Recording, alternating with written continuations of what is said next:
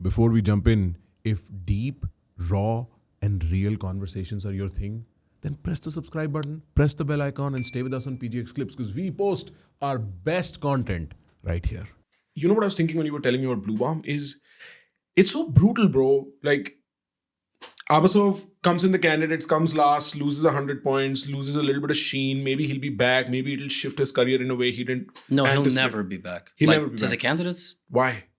So hard to break It's into. impossible. That's why? It's impossible. It was a miracle Huh. that But he then, made it. on the other hand, you have somebody like Ding who goes through the candidates, who's almost lost the World Championship match, finally comes around, pure magic. You see this heartbreak moment with Nepo. He crumbles in a certain way, but also Ding crumbles in a certain way. Yeah.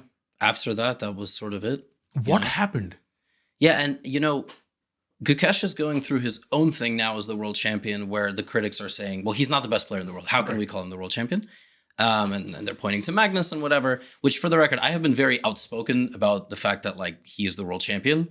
You should respect the title. He did everything you need to win the title. That's baseless hate. Yeah. Yeah.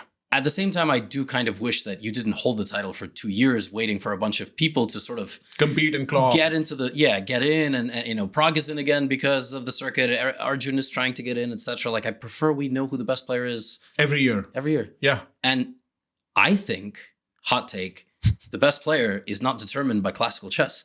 The best chess player in the world is the one that wins across mixed format. That's a very solid point. I mean, like, why do we have, by the way, why do we have a whole separate World Rapid and Blitz Chess Championship? Yes. Whereas you can win the World Championship by winning tie breaks in Rapid. Solid point. Right, but then it's like, well, I mean, how else do you expect us to break the tie? We take two guys, we make them play 14 games. We used to make them play as many 36, games as until one of them nearly died, and we had to stop the match. Well, I would, and FIDE is like, well, we've made progress since then. What if the whole system doesn't make sense, right? Because how did you win the world championship in rapid games, right? Magnus and Fabiano, when they played their world championship, were 3 rating points apart, 4 rating points apart. There has never been a closer player to Magnus, world number 1, number 2. 12 games, 12 draws. This is 2018. Yes. Yes. 6-6. Yes, they go to rapid. Allegedly, I think Fabi was under the weather that day, but also Magnus was a favorite. 3-0, match over in 3 hours. Okay, what did we just prove? Like, we could have just played 3 rapid games. That could have lasted 1 day. I mean, I don't really, even as a fan, I don't support this thing. But like, every day was hard fought. No, it wasn't. I had a ticket for the last day. They drew in 30 minutes. I couldn't even get in. I was a little bit late.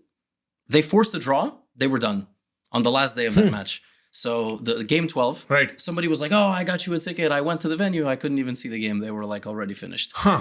So yeah, like, what are we actually, I'm going off on a little bit of a tangent here, but like, what are we actually figuring out? I mean, who is the best chess player in the world right now?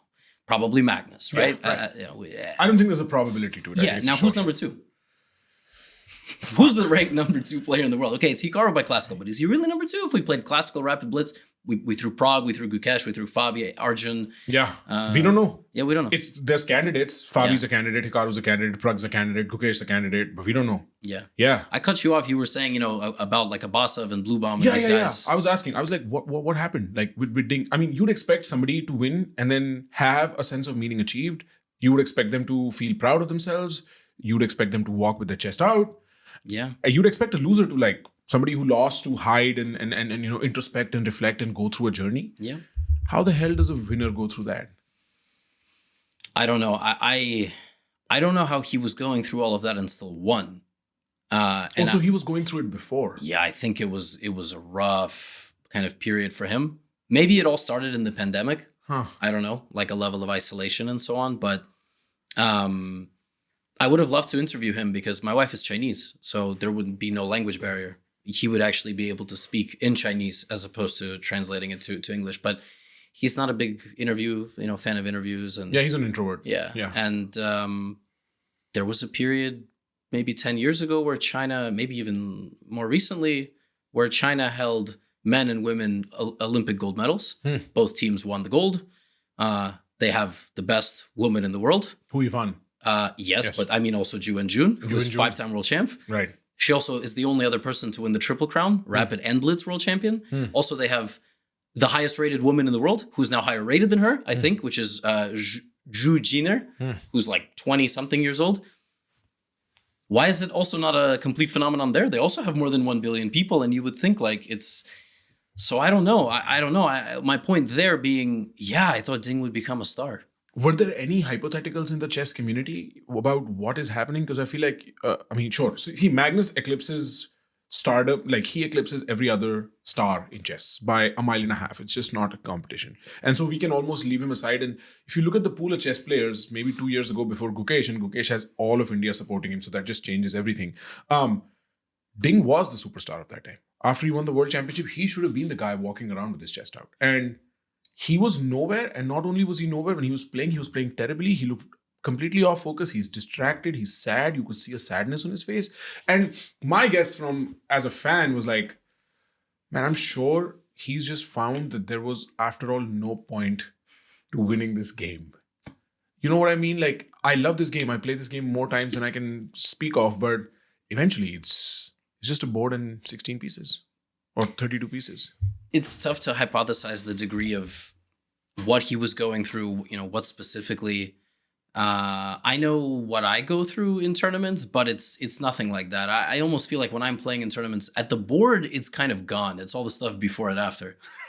It's all the anxiety and negative thoughts and feedback loops before the game and after the game of, I didn't prepare enough for this tournament. I'm such an idiot. Oh my God. Like, so many people are watching me. I'm distracted. People are coming into the club, even though it says no spectators, and filming me on their phones. Huh. Yeah, some dads do that sometimes. I mean, like, it's rough. And then afterward, it's like, oh my God, I didn't prepare enough. I'm such an idiot. Why was I so worried? That was like not so bad. It's all this stuff. But during the game, You zoned in. but yeah, Ding's opponents were saying he was physically like ill at the board. Like, that's what they were saying. And I don't know how much chess he's going to continue to play. I don't know what else he's going to pursue. He posts a little bit on WeChat? Yeah, and maybe there's this other one, Bilibili or something. Like, he posts like random updates about his life, and people are kind of entertained by it. But that was the beginning of rampant hate against any sitting world champion. With Ding. Yeah, because people were just like, what are we doing? Bring back Magnus. Right? Because you have Magnus, who defended the title against Nepo, Fabi, Karyakin, took it from Vishy. like, a top 5 player of all time in Anand, Right. defended it against him as well. Right. And then you go back the list. I mean, you look at the people who held the title. Skramnik, Yeah. Kasparov. Yeah. Right. Yeah, I mean, even when it was split and you had two, like you had like Ponomarev, you had like, players like Kamsky competing, you had Shirov, like, I mean, it's just monsters. There was never a time where the world championship was contended by number 5 in classical and number 13 in classical. Right. Which is weird. And that's sort of where all this began. This began with Ding, and now Gukesh won it. And now the target, went to Gukesh. And by the way, his young contemporaries are already saying in interviews, he's not going to defend the title in the next match. They asked Uzbek, number 1, Abdusattorov, they were like, what's your chess hot take? And he could have said, Knight is better than Bishop. Right. He said, Gukesh will lose his title in the next match.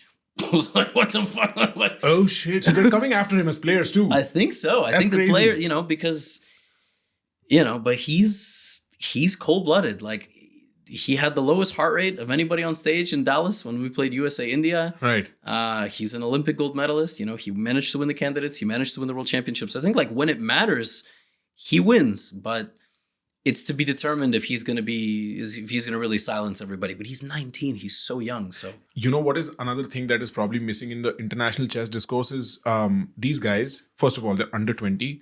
And so only yesterday, they were like 14-year-olds. yeah, Awkward 14-year-olds playing chess with nobody looking at them, with no sign of a clear future with what they'll be in. Like, they're all superstars now, and Modi ji's tweeting about them, and they're getting recognition. They were just awkward 14-year-olds from South India, which is also, I mean, I'm not saying North India is much more extroverted in a certain way. Well, kind of. These guys are like very soft people. I want to see the evolution of these guys in interviews and how they become savages, because the Americans will come at them, the Russians will come at them, the Europeans will come at them. There's just no way that doesn't happen. These guys are very thorough with this kind of stuff. I want to see Gukesh give it back one day. I want to see what that looks like. We have barely scratched the surface with this clip. If you want to know all the fun stuff that happened in this conversation, you've got to go to our main channel. Click now.